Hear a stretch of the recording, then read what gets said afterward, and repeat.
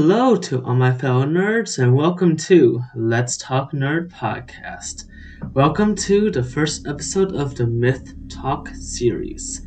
In this series, we plan to talk about anything from myths, legends, or folk tales. We will be discussing stuff like urban legends, cryptids, myths, legends, and so much more. In today's episode, we will be talking about a well-known cryptid known as the Wendigo. Wendigos have been very popular in today's media. Many films were inspired by the Wendigo, like the movies Wendigo and Antlers. There's also been shows like Supernatural and Grimm that have dedicated episodes to Wendigos. But it has also inspired video games like Until Dawn, Fallout 76, and even the feeders in Dead Space were inspired by Wendigos. And so many more things in social media are inspired by Wendigos that I don't even know about. But all of them do have one thing correct about them. They are cannibals. But what really is a Wendigo? Wendigos originated in North America from the indigenous people who belonged to the Algonquian language family. It's stated that these creatures are giant humanoid cannibals that are said to move at extreme speeds. Its appearance is described as extremely tall, with razor-sharp claws and teeth, and the lips are often chewed ragged or just completely gone. They have a heart made of ice and constantly hunger for more human flesh. It can run across treetops and shrieks even the bravest of men fear. Its presence may be known to its foul odor or by a sudden snowstorm. But Wendigos used to actually be humans. But then, how exactly did someone turn into the beast known as the Wendigo? It's speculated that by the consumption of human flesh, one may turn into this horrific beast. Back in those days, finding food was difficult.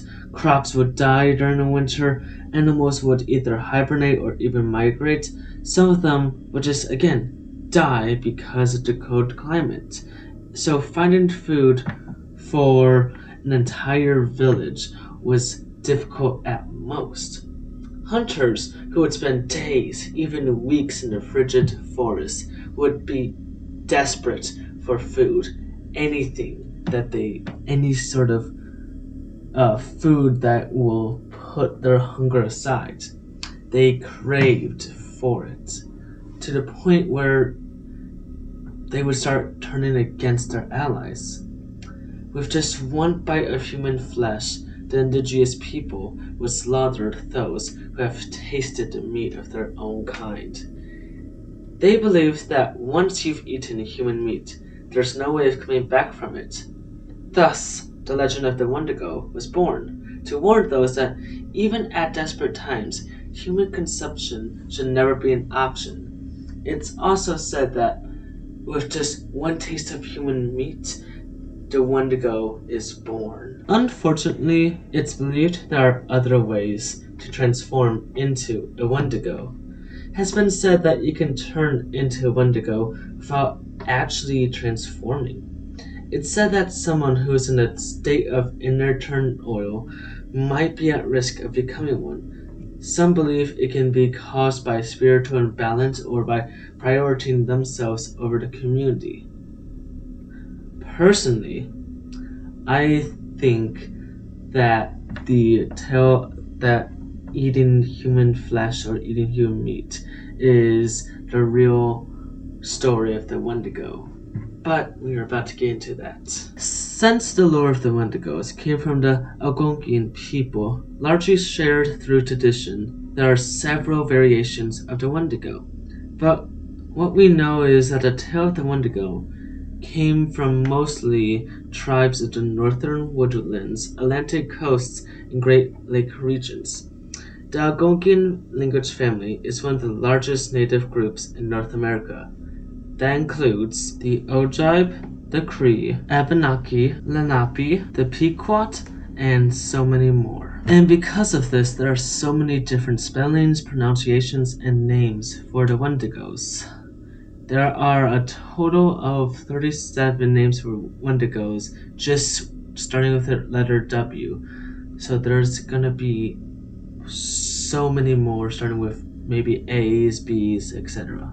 Even though each tribe has its own version of the Wendigo, there's a common similarity: climate, geography, and our all-time favorite, cannibalism. The tribes that believe in the Wendigo legend had harsh winters where finding food was difficult and all the members had to stick together to survive. That's where the Wendigo thrives. The Wendigo would hunt down members that were separated from the groups or leave the safety of the house. The Wendigo was able to travel through blizzards like a breeze, like super fast. And every tale of the Wendigo is embodied within cannibalism in one way or another. The tale feared many people to the point that they started sharing food with each other, and they started storing food all year round, so then they don't have to go hunting in the blizzards. Throughout the years, many adaptations of the Wendigo have been flying around. They might be depicted as a stag-human hybrid, a human with antlers, a humanoid deer twice the size of a man, even a human with ram horns as ears.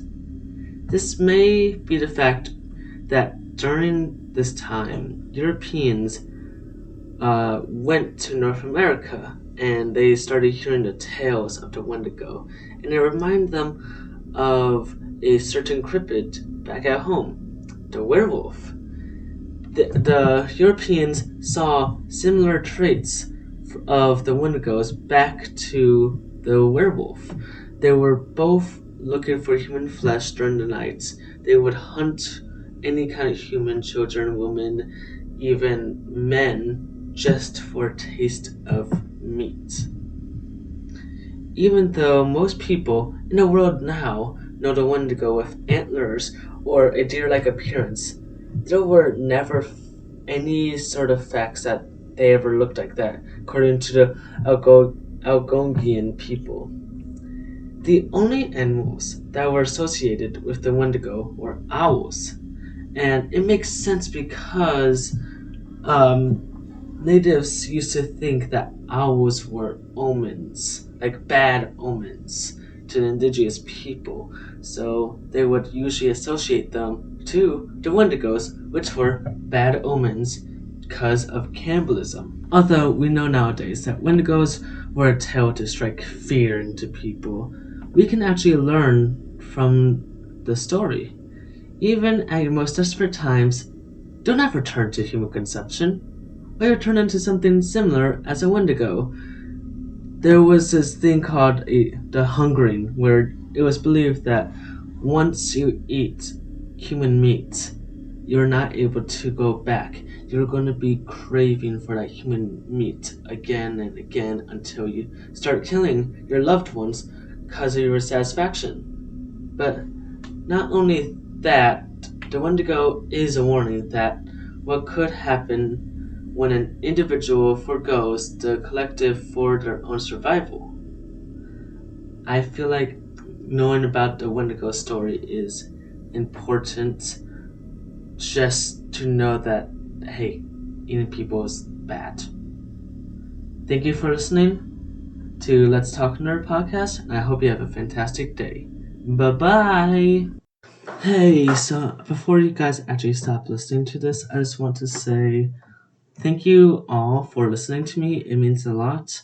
I'm not doing this because I want money. I'm not doing this because I want recognition. Well, I kind of want recognition, but I'm doing this because I love talking about nerd stuff, and I thought, hey, I've tried YouTube multiple times. I've tried Twitch before, and really never worked for me. But this has been an amazing journey doing this podcast. I know I'm so, like, no one listens to me really, but to all of those who do, thank you so much.